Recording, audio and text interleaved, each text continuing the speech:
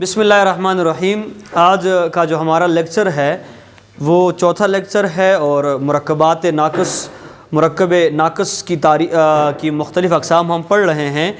चूँकि पहले मैं बोर्ड पे पहले लिखता था, उसके बाद वीडियो बनाई जाती थी, और अभी चूँकि मैं ज़ुबानी आपको लेक्चर देता हूँ, जो अहम पॉइंट्स है वो यहाँ पेश किए जाएंगे, लिख दूँगा मैं बोर्ड पे। तो आज हमारा जो पाँचवा है, छठा है या पाँचवा, आज हम पढ़ेंगे मुरक्कब इशारी।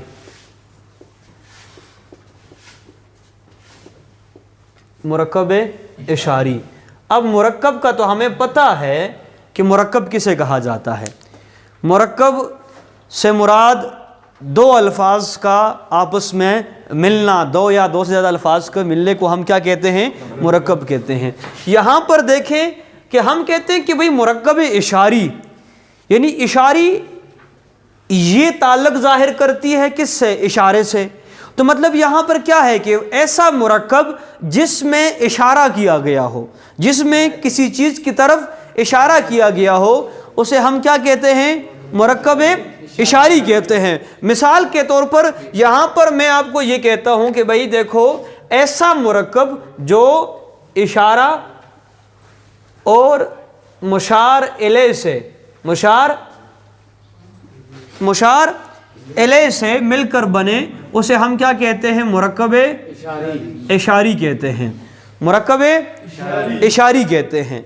यानी अब इसकी उर्दू में जो है वो मुरक्कब इशारी या मुरक्कब इशारी कौन कौन से हैं? तो वो है ये, वो, उस, ठीक है ना? तो ये सारे क्या हैं? ये उसकी क्या हैं?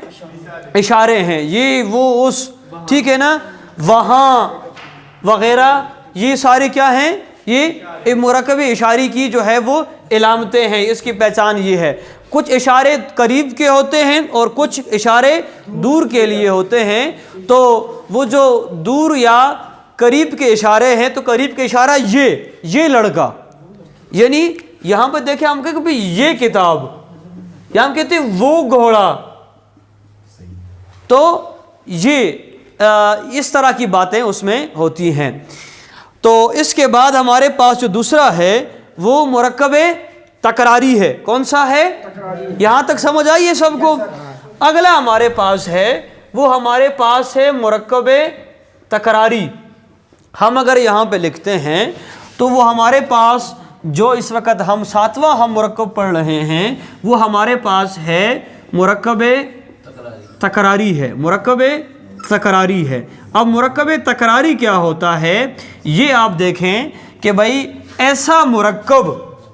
ऐसा मुरक्कब जिसमें तकरार पाया जाए। अब तकरार किसे कहते हैं? जिसमें एक चीज़, एक लफ्ज़ मुकर्रर आ जाए, यानी दो बार आ जाए या दो बार से ज़्यादा आ जाए, उसको हम कौन सा मुरक्कब कहते हैं? मुरक्कब तकरारी कहते हैं। मुरक्कब तकरारी की वजह से बात में ज़ोर पैदा किया जाता है। मसलन कैसे? हम यहाँ पर मिसाल देते हैं कि भाई यहाँ पर देखें कि भाई ये रोज़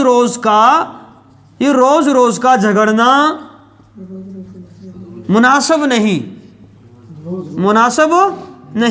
अब यहाँ पर जो ये रोज़ का लफ्ज़ है, तो ये हमारे पास क्या है? मुरक्कब तकरारी है। या फिर अगर हम ये कहें कि भाई बात बात पे यूं मुंह फुलाना ठीक नहीं, बात पे खफा होना, बात पे नाराज़ होना, बात पे जो है वो चले जाना, उठ जाना, ये मुनासिब नहीं है। तो यहाँ पर रोज़ बात ठीक है, या जो है हम कहते हैं कि बार, ये सारी चीज़ें जो हैं वो ये क्या है? मुरक्कब तकरारी है। यहाँ तक किसी का कोई सवाल? अच्छा, अगला हम जाते हैं। अगला जो हमारे पास मुरक्कब है, हम उसकी तरफ जाते हैं, और वो मुरक्कब हमारे पास जो है वो मुरक्कब ताबे मौजू है। वो मुरक्कब क्या है? वो मुरक्कब ताबे मतबू है। मुरक्कब ताबे मतबू, ये हमारे पास मुरक्कब है आठवां। उसको हम क्या कहते हैं? मुरक्कब ताबे और मतबू। اب یہ دیکھو نام کے حوالے سے بڑا جو ہے مشکل مرکب لگ رہا ہے کہ بڑا مشکل مرکب ہوگا، ایسا کچھ نہیں ہے۔ کیسے کہ دیکھو یہ مرکب تابع کسے کہتے ہیں؟ کسی کے ماتحت ہونا، کسی کے انڈر ہونا، یعنی کسی کی تابعداری کرنا۔ ہم کہتے ہیں کہ آپ کا تابع فرمان شاگر، آپ کا تابع دار، یعنی آپ کے حکم کو ماننے والا، آپ کی اطاعت کرنے والا، اسے ہم کیا کہتے ہیں؟ تابع کہتے ہیں۔ متبوع اسے کہتے ہیں جس کی اطاعت، جس کی تابعداری کی جاتی ہے، یعنی ایسا مرکب جو تابع اور متبوع کے ملاپ سے بنتا ہے، اسے ہم کیا کہتے ہیں؟ مرکب تابع اور متبوع کہتے ہیں۔ اس کی اگر ہم اردو میں اگر ہم مثال لیتے ہیں یا تعریف کرتے ہیں تو ایسا مرکب، ایسا لفظ، یعنی جس کے ساتھ کوئی زائد لفظ لگا کر، کوئی اور لفظ لگا کر جب ہم لگاتے ہیں تو اسے ہم کیا کہتے ہیں؟ مرکب تابع متبوع کہتے ہیں۔ اب یہ جو دوسرا ہم لفظ لگاتے ہیں، یعنی جو ایک اصل پہلے لفظ کے ساتھ جو ہم دوسرا لفظ لگاتے ہیں، اس لفظ کو ہم کیا کہتے ہیں؟ تابع کہتے ہیں۔ کیا کہتے ہیں؟ تابع۔ ایک لفظ ہمارے پاس پہلے ہے اور ایک اس کے ساتھ ہم اور لگا لیتے ہیں تو اس دوسرے لفظ کو ہم کیا کہتے ہیں؟ تابع کہتے ہیں۔ تابع۔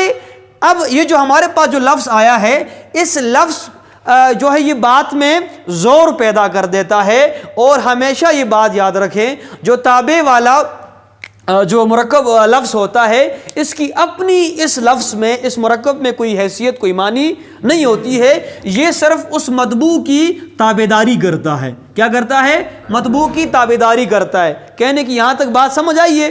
مثال کے طور پر ہم کہتے ہیں کہ بھائی کھانا کھانا، ٹھیک ہے، یا ہم کہتے ہیں چال ڈھال، یا ہمارے پاس ایک اور ہے بھائی پانی وانی۔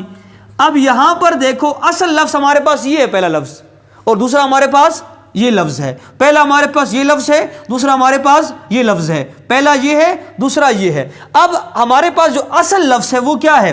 وہ متبوع لفظ ہے، اور اس کے تابع لفظ ہمارے پاس کون سے ہیں؟ یہ، یعنی اس طرف ہمارے پاس متبوع ہے اور اس طرف سے ہمارے پاس کون سے لفظ ہیں؟ تابع لفظ ہے۔ یہاں تک بات سمجھ آ گئی آپ کو؟ اس کی دو اقسام ہیں۔ اس کی کتنی اقسام ہیں؟ اس کی دو اقسام ہیں، اور وہ دو اقسام میں یہاں لکھوں گا۔ ایک کو ہم کہتے ہیں تابع موضوع۔ کیا کہتے ہیں؟ تابع موضوع، مرکب تابع موضوع کہتے ہیں، اور دوسرے کو ہم کہتے ہیں مرکب تابع مومل متبوع۔ مومل متبوع، اور یہ کیا ہے؟ موضوع متبوع کہتے ہیں۔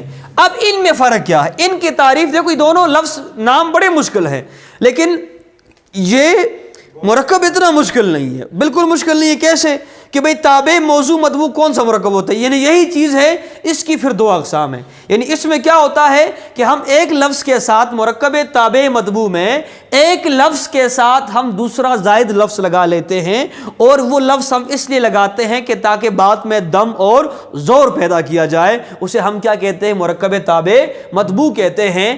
پہ جو اصل لفظ ہوتا ہے، یعنی اسے ہم متبوع کہتے ہیں، اور جو لفظ ساتھ ملایا جاتا ہے اسے ہم کیا کہتے ہیں؟ تابع کہتے ہیں۔ یہاں پر کیا ہوتا ہے کہ ایسا لفظ جس کے ساتھ دوسرا بامانی لفظ لایا جائے۔ کون سا لفظ لایا ہے؟ بامانی لفظ لایا جائے۔ بامانی یعنی جس کا کوئی نہ کوئی مطلب ہو، اسے ہم مرکب تابع موضوع متبوع کہیں گے، مرکب تابع موضوع متبوع کہیں گے۔ اب کیسے کہ بھئی ہمارے پاس ایک لفظ ہمارے پاس ہے، مثال، اسی مثال کو ہم اٹھا لیتے ہیں، چال ڈھال، لیکن یہاں پر بھی بات وہی ہے کہ دوسرے لفظ کے اپنے کوئی معنی یہاں پر استعمال نہیں ہوں گے، وہ معنی میں صرف زور پیدا کرے گا، یعنی متبوع کے معنی میں زور پیدا کرے گا۔ ہم کہتے ہیں چال ڈھال، اب یہاں پر ہم کہ تمہارے چال ڈھال ٹھیک نہیں۔ اب چال ڈھال ٹھیک نہیں سے مراد، ہم ڈھال سے مراد وہ تلوار والی ڈھال تو نہیں کہ جو روکتے ہیں تلوار کو، ہم وہ نہیں لیتے مراد۔ ہم کہتے ہیں کہ بھئی ہاں چال ڈھال تمہاری ٹھیک نہیں ہے، یہ مار پیٹ چھوڑ دو۔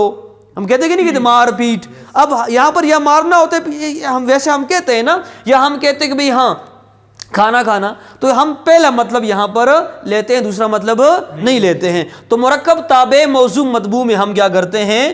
بامانی لفظ استعمال کرتے ہیں۔ لیکن مرکب تابع مومل میں، مومل کا مطلب کیا ہوتا ہے؟ کہ جس میں بے معنی لفظ ہوتا ہے۔ کون سا لفظ ہوتا ہے؟ بے معنی لفظ ہوتا ہے۔ بے معنی لفظ کسے کہا جاتا ہے؟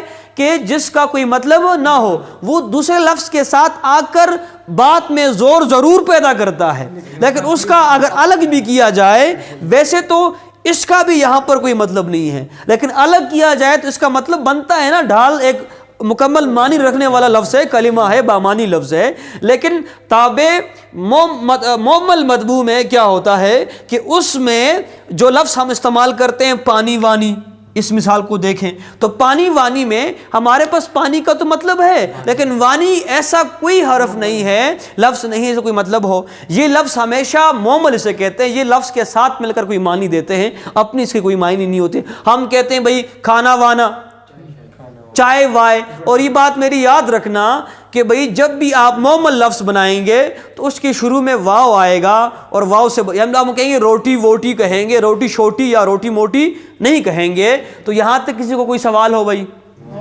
چلیں اسی کے ساتھ ہمارا آج کا جو سبق ہے یا جو کلاس ہے وہ ختم ہوا چاہتی ہے۔ اللہ حافظ۔